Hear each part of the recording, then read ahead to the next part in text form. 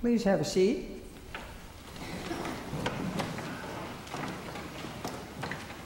I was sharing at the 7:30 service that I have discovered this year, the last 6 or 8 months, a renewed respect or joy in the Sunday collects. Those prayers that we read at the beginning of worship, Sunday by Sunday, that, as I learned in seminary, we call them collects because they collect the thoughts of the people and focus us in on worship. And if you're a Sunday by Sunday Christian and you come to the Episcopal Church, these kind of become old friends, or sometimes they become just sort of part of the furniture. You come to them every year. Oh yeah, that one again. And this year, for some reason, I've found that they're really speaking to me in a way that they haven't done in a few years. And I appreciate this morning's collect in particular because it talks about God's quality is always to have compassion. And I think for me that speaks very much to the theme of our readings today. So I want to talk to you a bit about compassion, what it isn't and what it is, and what it means to live a compassionate life. So let me begin by saying that if you look at your reading in the bulletin, you will notice that we read John chapter 6, verses 30 to 34, and then there's a little semicolon. I love semicolons. And the next verse we pick up is verse 53, and we read to the end of the chapter. So when I see a little gap like that, I wonder what happened in verses 35 through 52. So I went and I looked, and there was nothing much really important in there. Just a couple of things that happened. One was Jesus had a bunch of people out in the countryside listening to him talk, and they got hungry, and his apostles wanted to send them back to the villages, and Jesus said, "You feed them yourself." And he ended up feeding 5,000. Well, that's just a little minor detail. And then after that, another thing was they're moving on to their next, stop in their tour. And after they sent the crowd away, Jesus sends the apostles across the Sea of Galilee in a boat, and a storm comes up, and they get scared. So Jesus walks across the water and calms the storm and calms them. Another just sort of like nothing, no big deal. And then we pick up on verse 53 where they arrive at Gennesaret and he once again sees a crowd.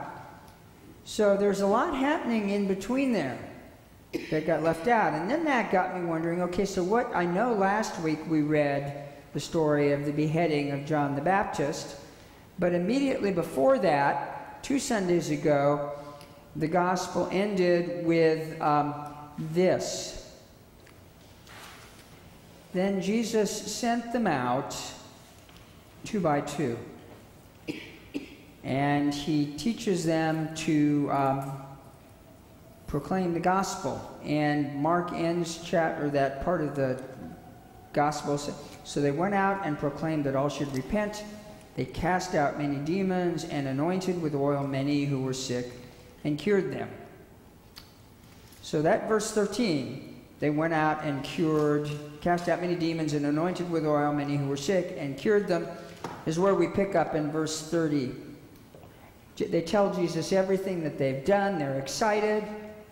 Boy, did we do a good job. We cast out a lot of demons and a lot of people repented, and we anointed people with oil and they were healed. Boy, we did what you told us, Jesus, and we had great success, and man, we're pooped. And so Jesus, being compassionate, says, come away to a deserted place all by yourselves, and let's rest for a while. And then Mark says they hadn't even had time to eat because there were so many people coming and going. So they really needed a rest, and Jesus' plan is that they're going to go and they're going to have a little time to pray, give thanks to God for what they've accomplished, sort of reflect on where God might be calling them next, get a little R&R. And what happens is they come to the place where they're trying to be by themselves, and there's an enormous crowd. And Jesus, seeing the crowd, doesn't say, "I'm sorry, we're on break time. Come back the day after tomorrow. We're closed. Shop healing not until the day after tomorrow." No, Jesus doesn't do that. He said, the gospel says he had compassion on them because they were like sheep without a shepherd. And Matthew, when he tells this story, is even more dramatic. He says he had compassion on them for they were harassed and helpless like sheep without a shepherd. So Jesus, even though he and his buddies are exhausted and in need of some space away, is moved by compassion to help them. And what I love about that is that reminds us, once again, that it is the nature of God, and thus the nature of Jesus, and thus the nature of our call, to be people of compassion. And I can imagine the apostles were going, "Get these people out of here. We need a break." But Jesus says, no. They need some help. Let's do what we can. Now, I don't know about any of you, but have you ever been ready to go on a trip? You're just about out the door to get in your car to drive someplace that you've been looking forward to go, and the phone rings? "Oh, I know you're heading out, but before you leave, can you do this?" As a priest, you're on your way out the door and you get a call. "Oh, they just took Fred to the hospital. They're not sure what's wrong. Can you go up to the emergency room and check it out?" And generally at that point, clergy have to say, "Okay, am I being compassionate or am I not?" And sometimes compassion wins, and sometimes, unfortunately, because clergy are humans too, we say, "I'll be back the day after tomorrow. I'll check on him then." But compassion, we so often think, happens only in those moments like that. That it involves setting aside our plans to do something compassionate. And then once we do that, we can get back to life. And if you know the old saying, life is in the interruptions.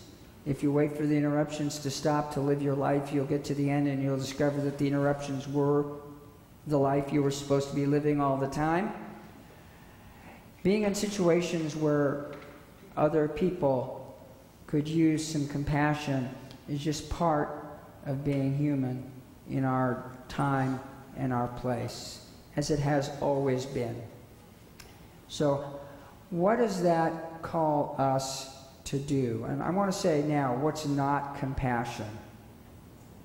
Compassion is not standing at a distance and saying, "Well, of course you went to the hospital when I'm getting ready to go. That's because I told you for years you need to lose 60 pounds.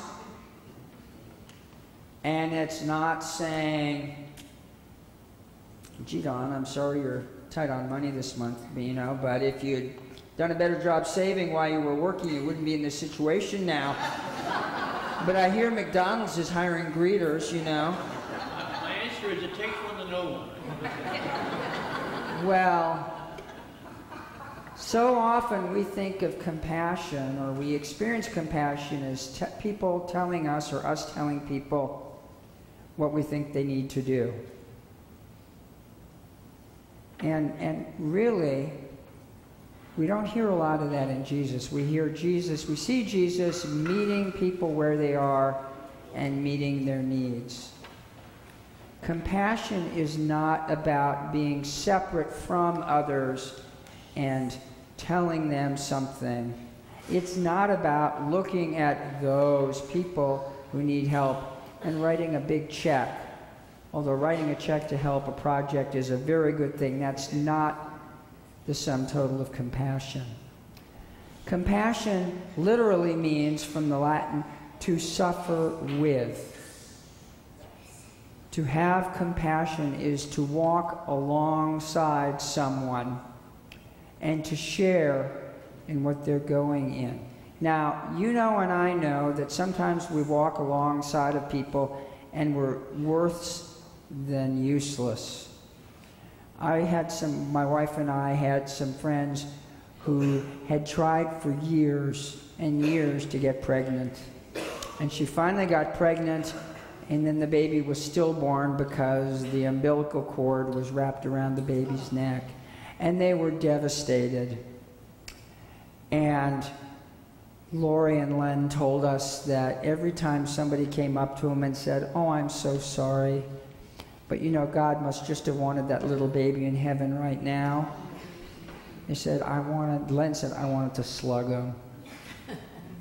And I thought about how sometimes our attempts at compassion, when they don't come from at least some knowledge of what people are going through, if we haven't walked in that kind of shoes, perhaps the best we could do would be to say, you know, I have no idea what it feels like to go through what you're going through, but can I walk with you? You tell me what I can do to be a support.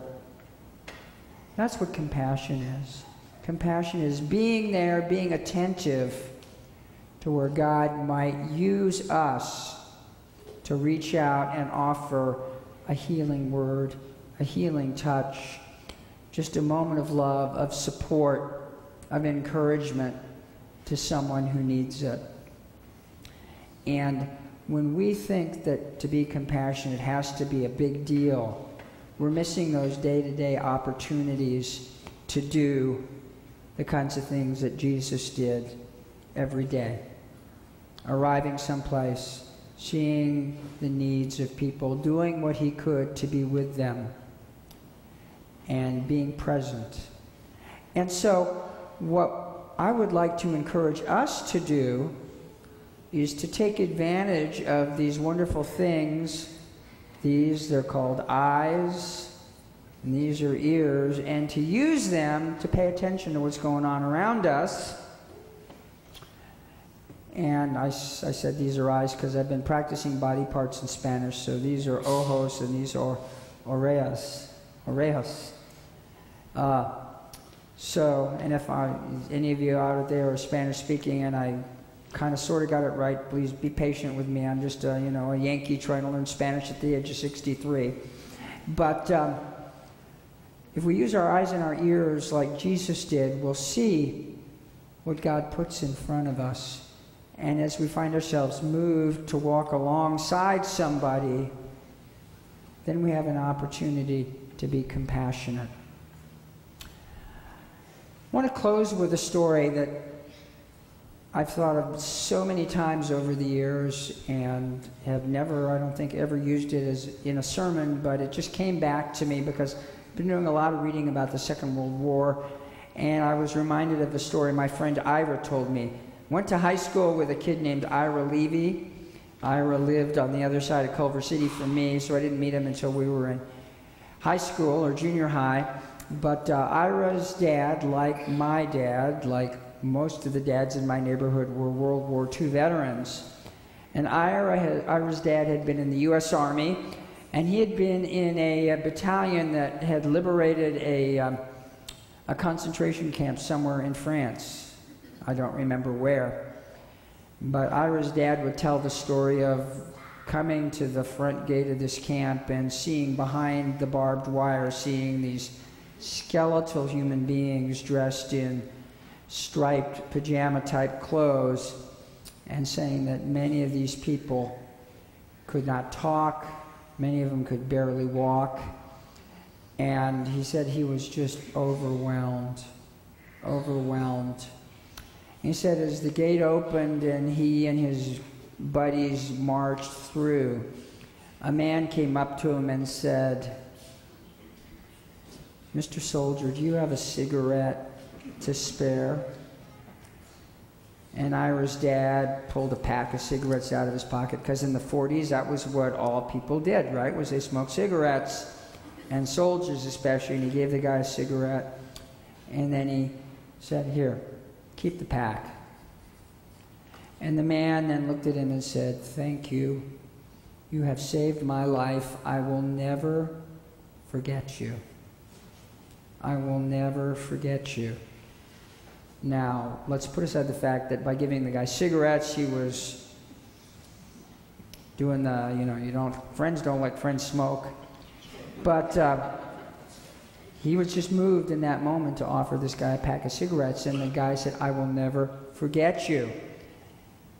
And he asked for Ira's dad's name and address, and after Ira's dad came back to the U.S., he and this man corresponded for years, back and forth, and the man would always say, "I always remember you. I am in your debt forever. I can never repay you for the kindness you showed me."